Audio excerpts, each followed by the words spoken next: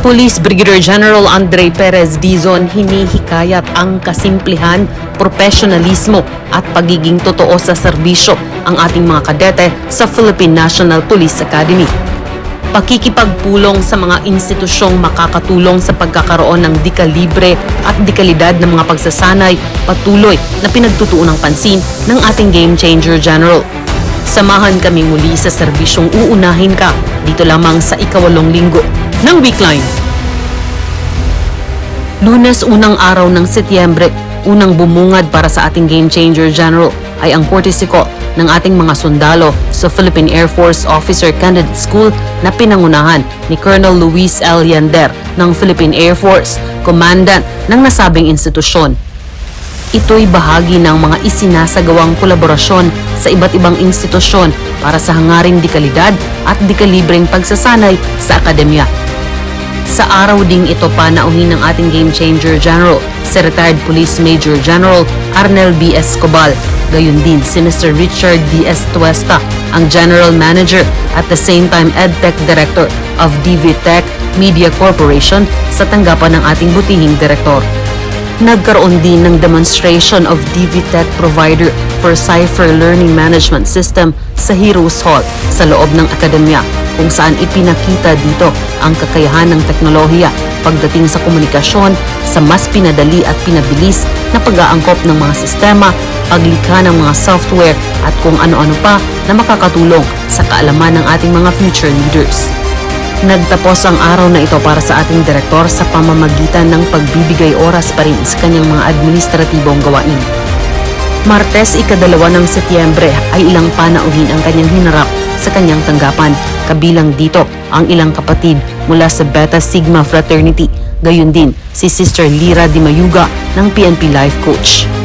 At pagkatapos ng mga administratibong gawain ay nakiisa si Police Brigadier General Dizon sa regular na PNPA Police Clinics sa Campus Grandstand sa loob ng Academy. Samantala noong Miyerkules, ika-3 ng Setyembre, nakiisa si Police Brigadier General Dizon sa isinagawang Wednesday Blue Mass officiated by Reverend Father Police Captain John Ralph S. Teston sa PNPA Santo Niño Chapel.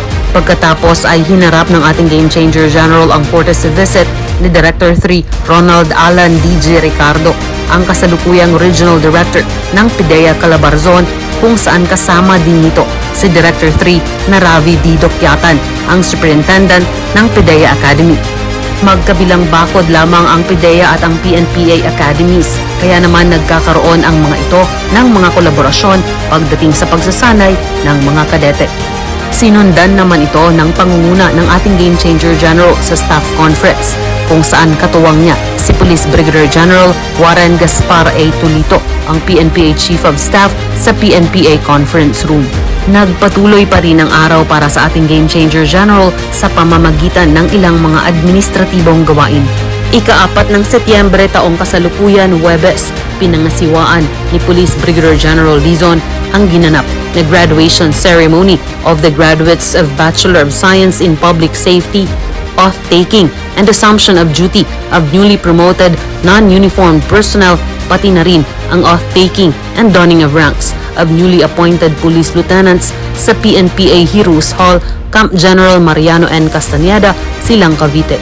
Dito hinikayat ng ating Game Changer General ang pagpapanatili ng kasimplihan sa buhay, pagiging totoo sa serbisyo at profesionalismo sa sinumpaang tungkulin. Kilala ang ating Game Changer General sa pagiging simple at mapagpakumbabang general, kaya naman nagiging mabuting ehemplo ito sa ating mga kadete sa Academy. At pagkatapos ng mga administratibong gawain ni Police Brigadier General Dizon sa araw na ito, ay nakiisa itong muli sa isinagawang police clinics kasama ng mga personnel ng Philippine National Police Academy. Biyernes, ika-5 ng Setyembre, virtually present si Police Brigadier General Dizon sa ginanap na preparation on budget hearing fiscal year 2026 presided over by Police Major General Nery Vincent D. Ignacio, the Acting Chief of the PNP Directorial Staff. Sinundan ito ng mga administratibong gawain at kinahapunan naghanda ang ating Game Changer General upang makilahok sa conferment ceremony of the 2025 Metro Bank Foundation for Outstanding Filipinos sa Grand Ballroom, Grand Hyatt Manila, Taguig City. At nagtapos ang buong linggo ng ating Game Changer General sa pamamagitan ng pakikiisa niya sa 23rd Ordinary Tide Mass, officiated by Reverend Father Police Captain John Ralph S. Teston sa PNPA Santo Niño Chapel noong 7 ng Setyembre taong kasalukuyan. Sundan kaming muli sa susunod na linggo dito lamang sa transparent service ng ating Game Changer General. Basta't kay Police Brigadier General Andre Perez Dizon, serbisyo ay damang-dama. Serbisyo ay uunahin ka at ipapatupad ang serbisyong APD. Approachable, presentable, and dependable police force.